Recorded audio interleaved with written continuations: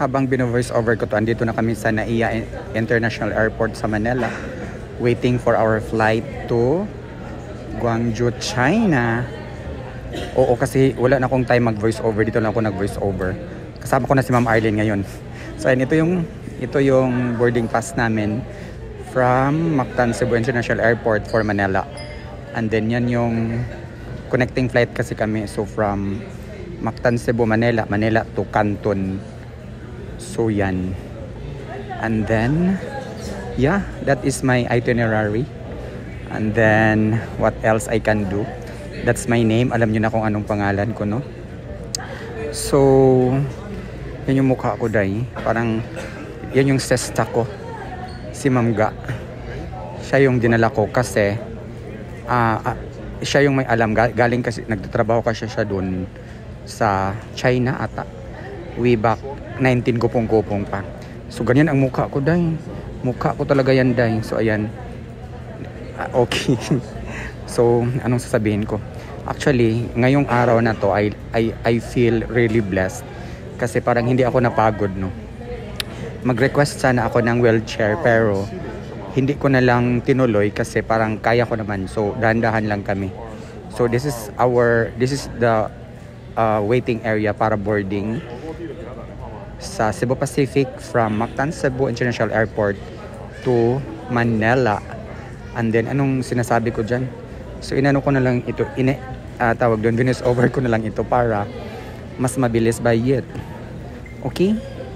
So ganun pa rin yung mukha ko, dahil actually wala akong ligo. Ang ginawa ko lang kaninang umaga galing sa bahay namin ay nag half bath lang ako, tapos nagpunas, and then nag-toothbrush, and then nag-mouthwash. So ayan, tinawag na yung ano namin papuntang Guangzhou, China. So ayan yung boarding gate ng Mactan Cebu. So dyan kami sa gate 5. Gate 5 kami. Kasi nga hindi pa dumating yung aircraft namin from Manila ata. So pabalik din siya Manila at exactly hindi ko alam kung anong oras. Basta hinihintay lang namin. So ayan na, boarding time na, day. Ang daming tao. So ayan. So ang ginawa ko para mauna kami ay una na, day.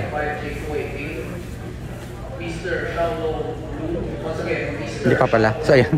Para mauna kami, kinuha ko yung aking PWD card para mauna kami. And thank you so much sa staff ng Cebu Pacific.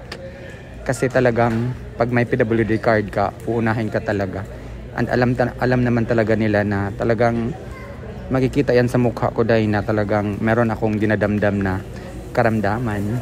So papasok na kami sa plane. And nami-miss ko.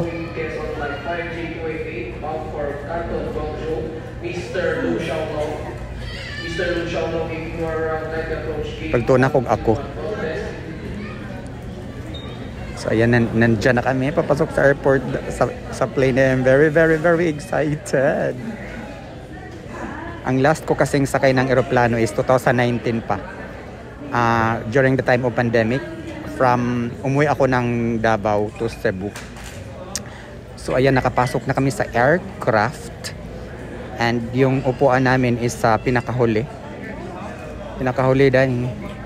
So kaya ayan. Okay. So ayan, nandito na kami sa loob ng airplane.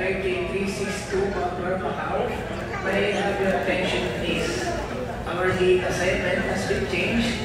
Please proceed to boarding gate number 105. Once again, boarding gate number 105. Thank you.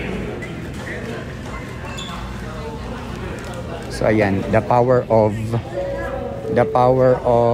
PWD card, as in gamit na talaga. Gamit na gamit. Maraming salamat po sa aming mayor sa Katmon na binigyan ako ng PWD card para magagamit ko siya. Mabigyan ako ng 20% discount sa kahit anong transactions. Thank you so much. Ayan yung PWD card ko.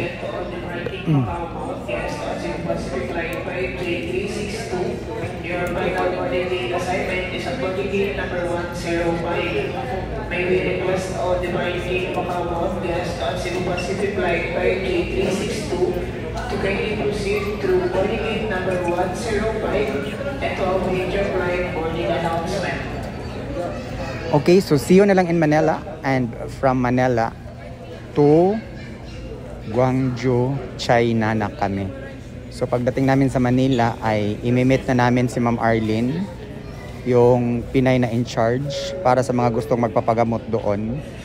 And yeah, pagdating na lang doon sa Guangzhou, China, ay i-interviewin ko si Ma'am Arlene about sa opportunity na ito, kasi this is really a big and amazing opportunity para sa atin po na may mga ganitong karamdaman. And grabe, sobrang hulog ng langit itong pangyayari sa buhay ko sa bagong taon na ito. So ayan, Manila na pala to. So ayan, karating na kami ng Manila, and that's it. Okay? So thank you so much. So abangan niyo po ang aking journey para makamtan ko po ang tunay na kaligayahan sa pamamagitan po ng gamutan na I know ito na po yung talagang this is really a breakthrough para sa akin. And yeah, I can also share this sa ating lahat. Okay, so ayan, nakalapag na kami sa Manila International Airport Terminal 3. And magko-connecting flight na kami papuntang Guangzhou, China.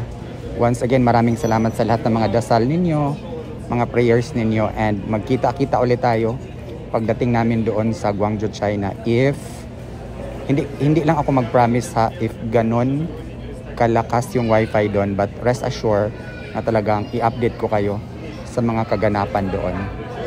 So that's it for now, kasi magbo-boarding na rin kami papuntang Guangzhou, China. Thank you so much. God bless. Mwah.